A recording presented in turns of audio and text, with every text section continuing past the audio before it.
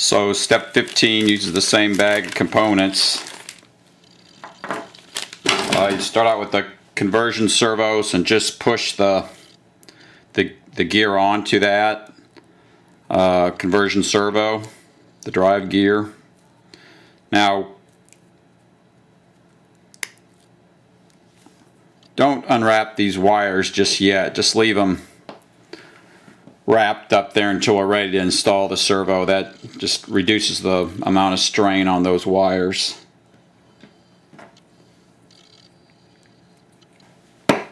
Make sure you get that all the way down.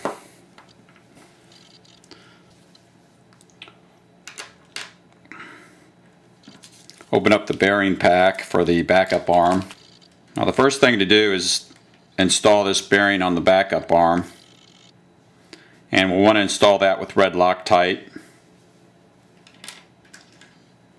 And before we do that, we want to clean the parts.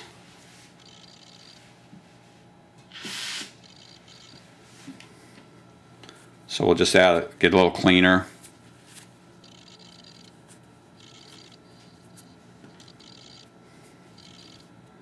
And clean off the arm. This arm has no particular direction, so you can install the bearing on either side. Just add a dab of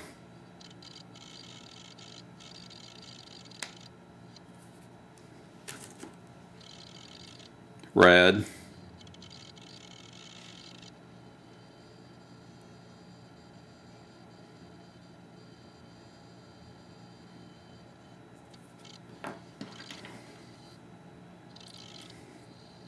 And push those in.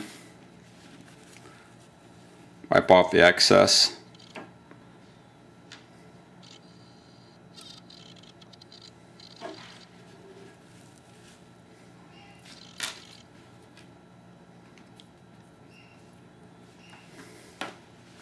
Now to lock that bearing in, the kit comes with these countersunk screws, which I don't really think are very effective. I use a 2mm panhead screw. I try to get these in some of the kits I supply. I'll try to add them. It's got a real weird driver size. It's a 1.5mm driver.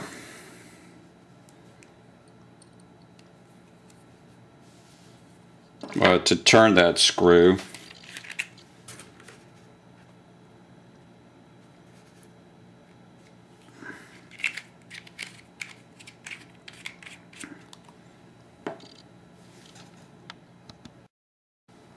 so I've cut these off flush and ground them down just a little bit below so they won't hit the gear.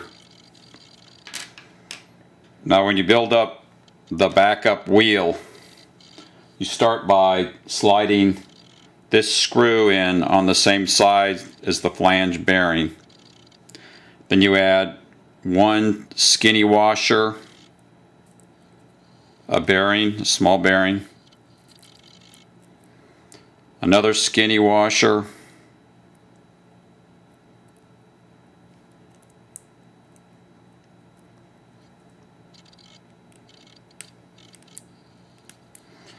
a thick washer,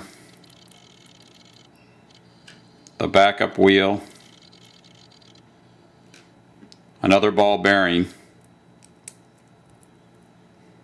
and then the nut. You tighten that up.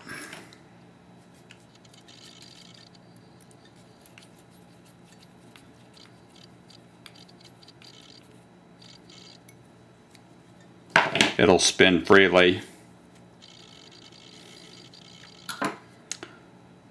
And then you add this little teeny screw to the very end, and that's an adjustment screw to adjust the backlash once you get this all together.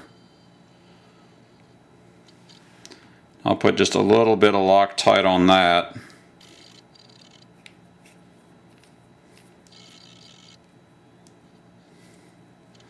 So this backlash will have to be adjusted. Make sure it spins freely. Go ahead and loosen it back up. We'll make the adjustment later. A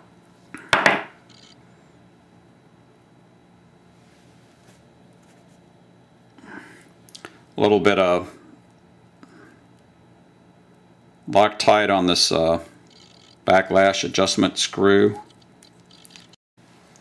So the next thing we do is install this backup arm onto the conversion servo, and we have these brass washers, one small one and one big one, that go between the backup arm and the conversion servo. Now the big one, you have to make sure that it's going around the little bit of bearing that sticks through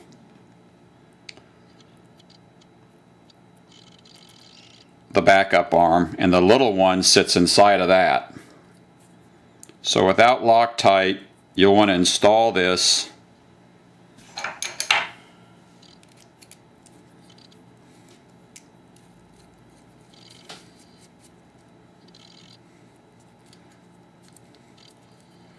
making sure that you get you can kind of tell, you can mess with it, you can kind of tell when you get the big bearing on the outside of that flanged bearing. And you want to snug that up, and then you want to feel the amount of wiggle in this backup arm. Now if there's wiggle, a little bit of wiggle in this one, then you can tighten that up by sanding the inner washer or filing the inner washer. If it seems draggy, this one's totally free, there's a little bit of wiggle, then you can sand the outer washer and snug that up. So I'm gonna, this one has a little bit of wobble. I'm gonna take the inner washer,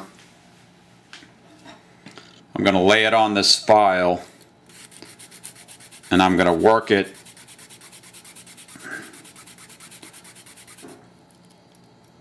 a little bit. I'll go both sides.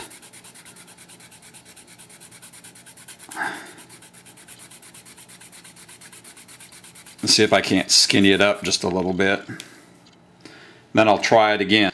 And I'll just keep on trial fitting it like that till I get a nice smooth backup arm with very little or no wiggle.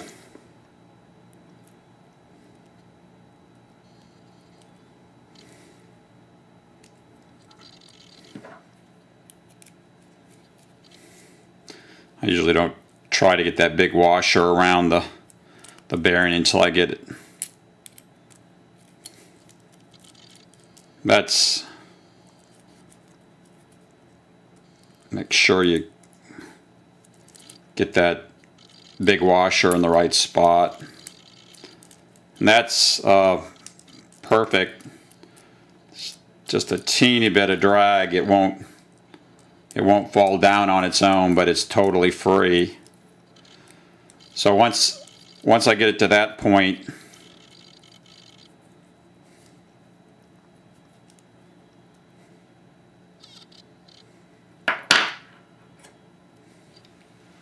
I'll add a little Loctite to the threads.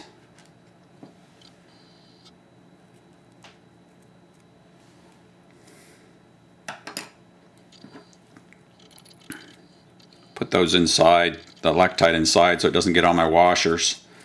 You can do that on that swash plate driver assembly too. I noticed that sometimes it's easy to get Loctite in your bearings, and maybe better to put and you just snug it up till you turn the servo.